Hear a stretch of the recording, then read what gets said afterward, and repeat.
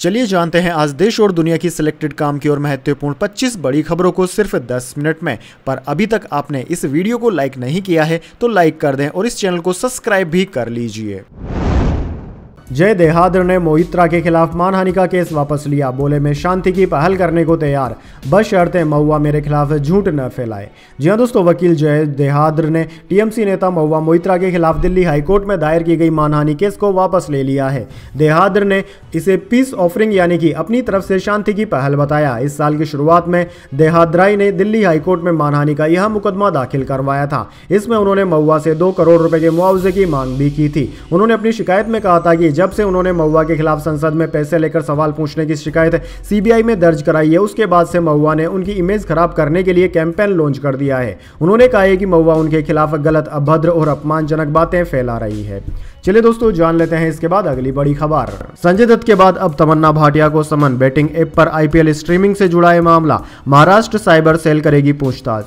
जी हां दोस्तों, बॉलीवुड एक्टर संजय दत्त को समन भेजने के 2 दिन बाद महाराष्ट्र साइबर सेल ने अब एक्ट्रेस तमन्ना भाटिया को समन भेजा है। मामला 2023 में महादेव ऑनलाइन गेमिंग और बैटिंग ऐप से संबंधित फेयर प्ले ऐप पर आईपीएल मैच देखने का प्रमोशन करने से जुड़ा हुआ है। महाराष्ट्र साइबर सेल ने एक्ट्रेस को 29 अप्रैल को पेश होने के लिए कहा है। साइबर सेल के मुताबिक इस मामले में तमन्ना का बयान रिकॉर्ड किया जाएगा। एक्ट्रेस से पूछा जाएगा कि उन्हें फोर प्ले के लिए किसने संपर्क किया था और इसके लिए उन्हें कितने पैसे मिले।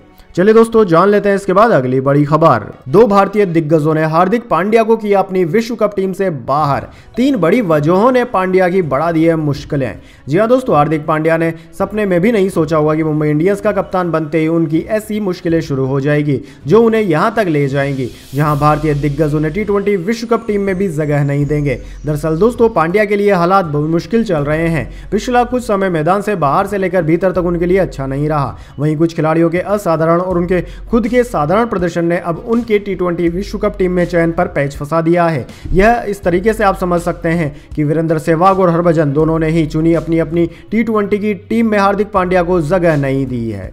चलिए दोस्तों जान लेते हैं इसके बाद अगली बड़ी खबर। अमेरिका ने छिपकर यूक्रेन को दी लंबी दूरी की मिसाइलें। 1 महीने बाद खुलासा किया, रूस में 300 किलोमीटर अंदर तक कर सकती है हमला। जी हां दोस्तों, रूस यूक्रेन जंग के बीच अमेरिका ने छिपकर यूक्रेन को लंबी दूरी की मिसाइलें दी है। अमेरिका रक्षा विभाग पेंटागन ने बुधवार को बताया कि उसने यूक्रेन को एटाकैम्स की 12 मिसाइलें दी थी। अमेरिका मीडिया CNN के मुताबिक राष्ट्रपति जो बाइडेन ने पहले यूक्रेन को एटाकैम्स की मिसाइल देने से मना कर दिया था। बाद में फरवरी के महीने में अमेरिकी राष्ट्रपति मिसाइल देने की मंजूरी दे दी। हालांकि तब इसकी जानकारी सार्वजनिक नहीं की गई। पेंटागन के प्रवक्ता लेफ्टिनेंट कर्नल गैरन गार्न ने बताया कि यूक्रेन की सुरक्षा को ध्यान में रखते हुए इसकी जानकारी छिपाई गई थी। मिसाइल देने के बाद इस डिलीवरी को 12 मार्च से सहायता पैकेज में शामिल कर दिया गया था। अप्रैल महीने की शुरुआत में एटाकैम्स मिसाइल यूक्रेन पहुंच गई। इसकी रेंज 300 किलोमीटर है, यानी कि अगर जंग में इसका इस्तेमाल होता है तो यह रूस में 300 किलोमीटर अंदर तक अटैक कर सकती है। चलिए दोस्तों जान लेते हैं इसके बाद अगली बड़ी खबर। बाड़मेर में वोटिंग से पहले बड़ा उलटफेर, आरएलपी ने दिया बीजेपी को समर्थन, कांग्रेस को लगा बड़ा झटका।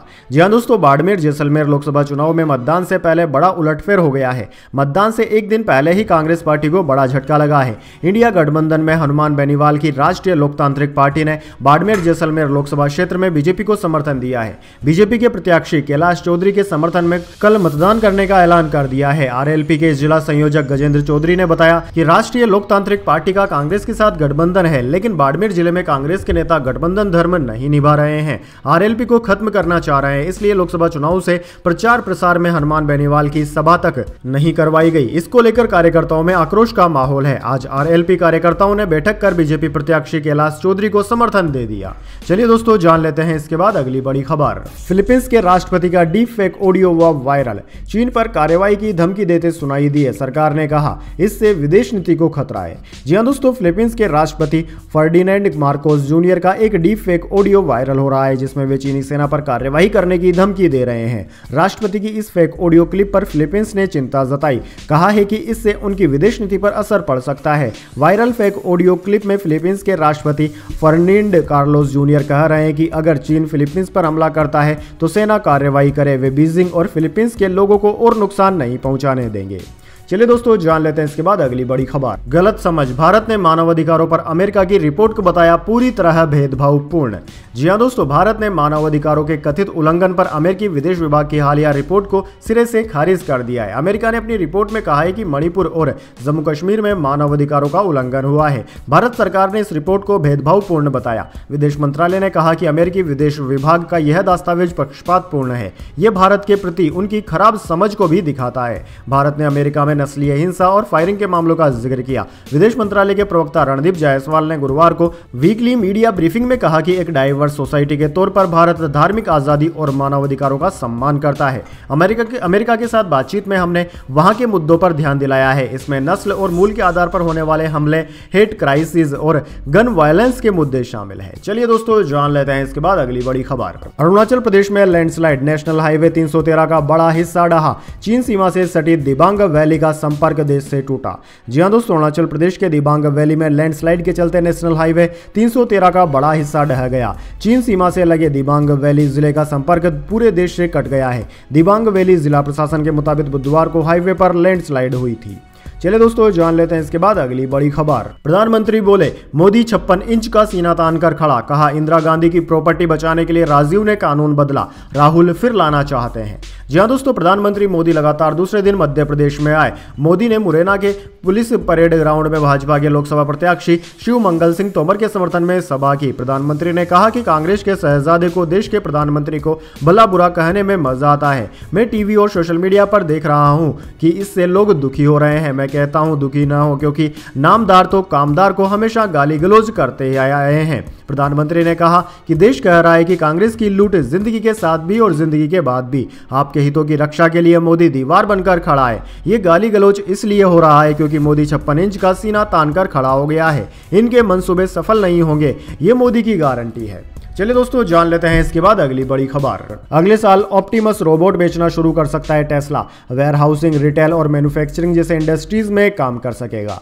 जी हां दोस्तों, टेस्ला का ह्यूमनॉइड रोबोट ऑप्टिमस अगले साल के अंत तक बिक्री के लिए उपलब्ध हो सकता है। अभी यह डेवलपमेंट फेज में है। कंपनी के CEO एलन मस्क ने मंगलवार को यह बात कही। उन्होंने आर्टिफिशियल इंटेलिजेंस यानी कि AI कैपेबिलिटीज का जिक्र करते हुए कहा कि मुझे लगता है कि टेस्ला किसी भी ह्यूमनॉइड रोबोट मेकर की तुलना में एफिशिएंट इन्फ्रेंस के साथ मास प्रोडक्शन तक पहुंचने के लिए सबसे बेहतर स्थिति में है। इस तरह के रोबोट के श्रम की कमी को पूरा किया जा सकेगा और काम को भी आसानी से किया जा सकेगा। यह robot warehousing, logistics, retail, manufacturing जैसे इंडस्ट्रीज में इस्तेमाल किए जा सकेंगे। वैसे दोस्तों कमेंट करके बताइए, क्या रोबोट इंसानों की जगह ले पाएंगे या नहीं।